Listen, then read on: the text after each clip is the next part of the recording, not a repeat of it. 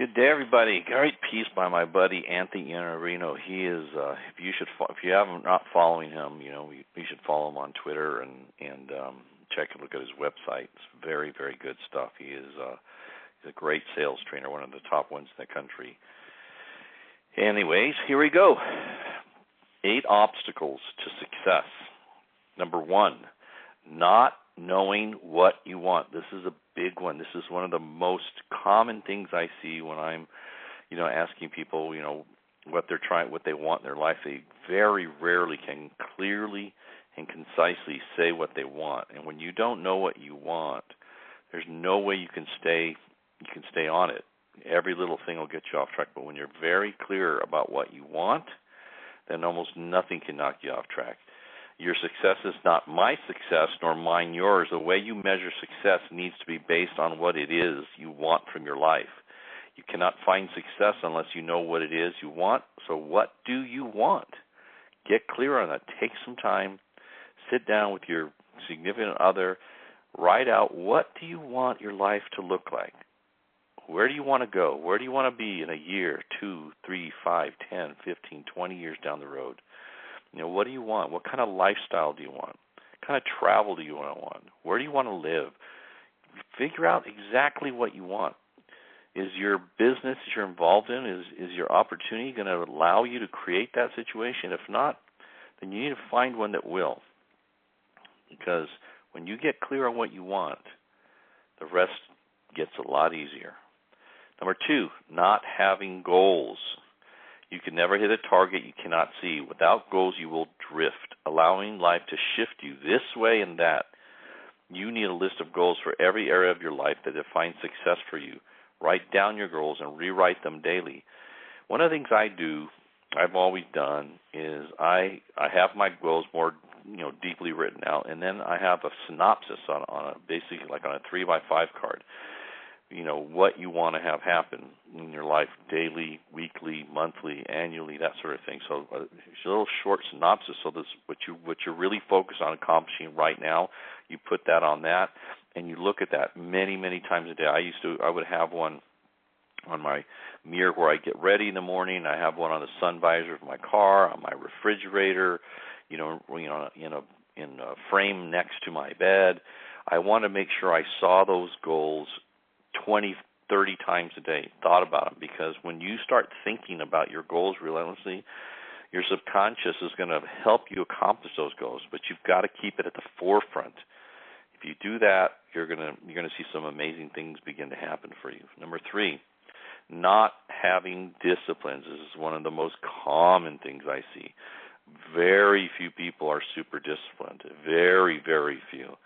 And if you don't have discipline, it's impossible to do anything great. It just is, because everything great that happens requires self-discipline. Just recently, Tiger Woods, after a lot of turmoil in his life, his injuries, he had 4 back surgeries, and then he had a big situation, with his wife and all that. He got lots of problems over the last, X number, 5+ years.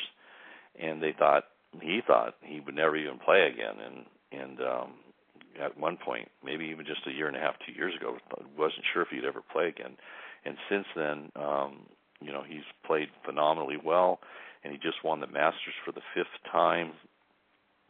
And the reason is seriously disciplined individual. You can't do what he did. You can't do what anybody that's done something great in their life has done without having, just significant disciplines.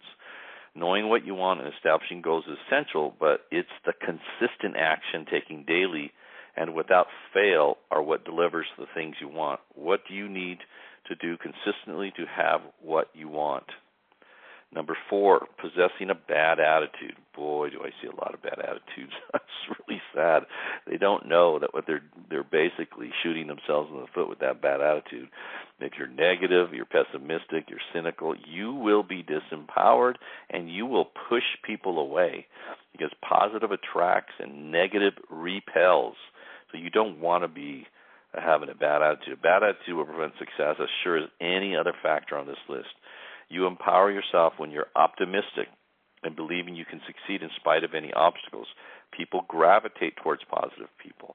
People run away from negative people with bad attitudes. You know, you can feel it. You can feel it immediately when somebody's nasty, negative attitude is around you. Number 5, believing you're a victim. Believing the world acts on you and that you lack agency. The ability to act on your own volition with your excuse will absolve you of responsibility, and it will also eliminate success. You have the power to change the course of your life regardless of where you started or where you are right now.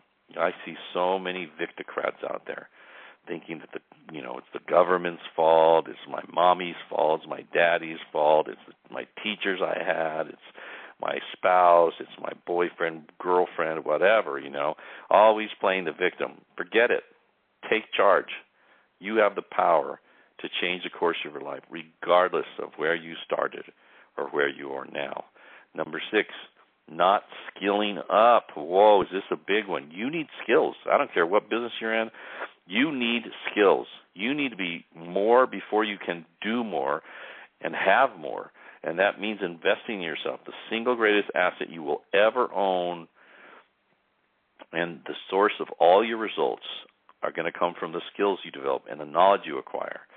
One of the things I've done is I've made it a lifelong daily quest to improve the skills I have and improve the knowledge that I have so that I can share those. So I can, I've talked about this on calls previously if you listened, I think in order to be a great leader of men and women, there has to be a value gap. Your skill sets and your knowledge has to be superior, greater than the people that are following you, so that there's a gap there, so that there's a reason for those people to want to follow you, want to be in business with you, or want to do business with you. Number 7, failing to do the work. Wow, do I see that a lot. Failing to do the work. Success is an auditor. It knows whether you have done the work and paid the price success demands of you. If you don't do the work, success will avoid you. Head down, work. One of the things that you need to have is you have to have incredible work ethic. If you do that, when you're constantly improving, it's not a matter of if you're going to be successful, it's a matter of when you're going to be successful. And finally, number 8, failing to persist until you succeed. Again, coming back to Tiger, that's one of the things he did. He just totally persisted until he turned his game around and is now back on top. And by the way, I think he won, for that win, he won a little over $2 million for last week's tournament that he played in. $2 million, not to mention a major tournament in terms of, endorsements and stuff is worth over $10 million. So really yesterday he probably made $10 to $12 million, or last week rather, because of that win. But it's not because it didn't happen last week. It happened because of all the work he's done in the last couple of years to get back to that place where he could perform at that level. So persist until you succeed. You're going to have to persist. You're going to have to live on the plateau for longer than you believe should be necessary. You have to be determined and stay the course until you have what you want, never giving up or giving in. Persist longer than seems necessary. Just keep going. It's going to turn around for you. Don't stop. As long as you're working on your skill sets, your knowledge, and you have massive self-discipline and massive work ethic, you're going to make it.